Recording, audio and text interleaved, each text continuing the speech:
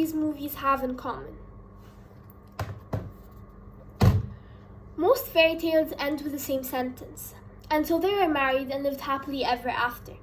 In real life, however, does that always apply? Well, for me, it turns out that it wasn't happily ever after. But do my parents realize that? Do all of these parents realize the problems they have caused for their children?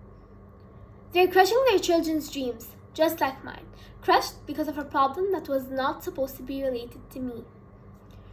Barbara Bush, the wife of the ex-president George Bush, once said, "At the end of your life, you will never regret not having passed one more test, not winning one more verdict, or not closing one more deal. You will regret time not spent with a husband, a friend, a child, or a parent. If I don't get to spend time with both my parents, then know that I might not be happy ever again." Divorce is a very difficult time for a child. It usually means children lose daily contact with one parent, most often fathers. Decreased contact affects the parent-child bond. For example, I couldn't see one of my parents for about a month. They had a few issues and they needed some time apart, so I bonded to one parent more than the other, and it seemed like a very long time. I was losing my connection. Should all parents stay married just for their children? Of course not. If they find that their marriage is becoming a bigger problem to them and their children, they shouldn't stay together and create more and more negative energy around the children. A quote said by Jennifer Weiner is, "Divorce isn't such a tragedy. A tragedy is staying in an unhappy marriage, teaching your children the wrong things about love." I agree with the statement, but there are negatives and positives to both marital disruption and divorce. An awful fight in a child's home can break a child's heart, which is frustrating in my opinion. Over time, marital disruption and divorce seems to become more and more common. As a marriage dissolves, some parents find themselves asking questions like, should we stay together for the kids? Other parents find divorce is their only option. Divorce can be a difficult time for a family. Not only are the parents realizing new ways of relating to each other, but they are learning new ways to parent their children. When parents divorce, the effects of divorce on children can vary. Some children react to divorce in a natural and understanding way, while other children may struggle with the transition. Children can exhibit signs of depression, withdrawal, behavior problems, or struggling with school performance. Young children often struggle to understand why they must go between two homes. Children often wonder why a divorce is happening in their family. They will look for reasons, wondering if their parents no longer love each other or if they have done something wrong. These feelings of guilt are a very common effect of divorce on children, but also one which can lead to many other issues. When guilt increases, this can lead to depression, stress, and other health problems. The more distracted children are from the problems happening at home, the more likely that they are not able to focus on their schoolwork or act socially with other people. I needed someone to help me get through a really tough time when we moved from Kuwait to Egypt, but no one was there for me. How did this make me feel? I'll tell you how I felt. Devastated, devastated, and devastated. Does that sum it up? The two most important people that I thought would comfort me were fighting on the other side of the room. People might say that parents argue all the time, but this is much more aggressive. Divorce may trigger an adjustment disorder in children that resolves within a few months.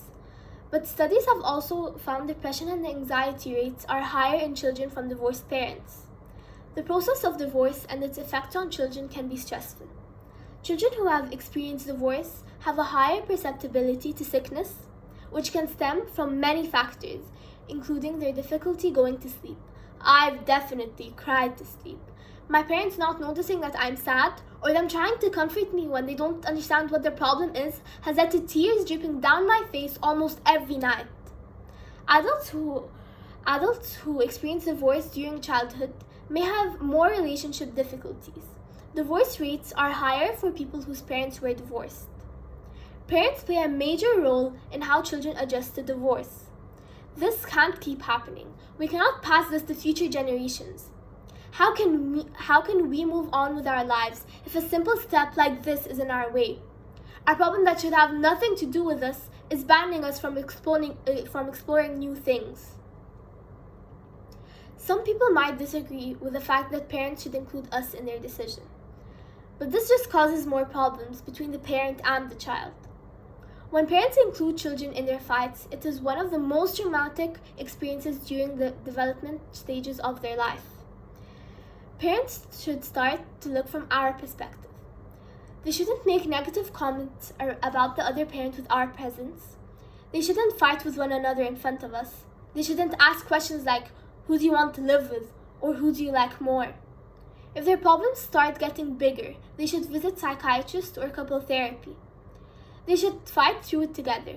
They were happy together at least once, and I'm sure they can do it again. Parents should never involve us in any of their fights, and if they get into a situation where they need to get a divorce, they should not ask for who we want to live with, because we'll never answer such a question.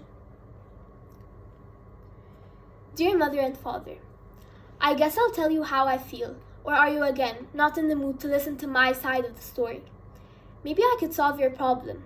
You're my mother, and you're my father. You said you'll always be there for me, but all I see is two people fighting for what they want. Are you split up or are you not?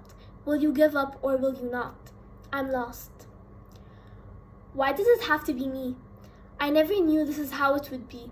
You were my peekaboo to my giggle, my hug to my smile, my tickle to my laughter.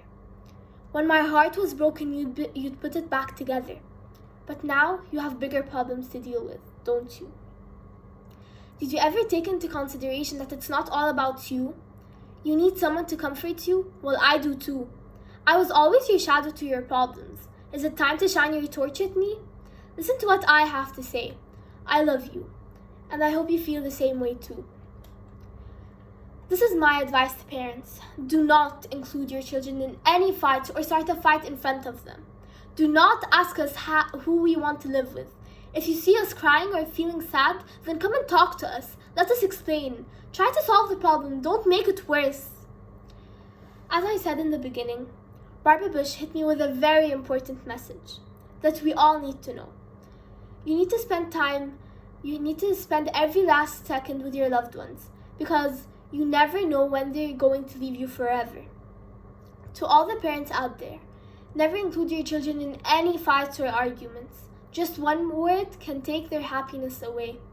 Take one step forward and be the better person. As they say, turn your frown upside down. Make this possible for your children. And don't forget, not all storms come to disrupt your life. Some come to clear your path. Thank you.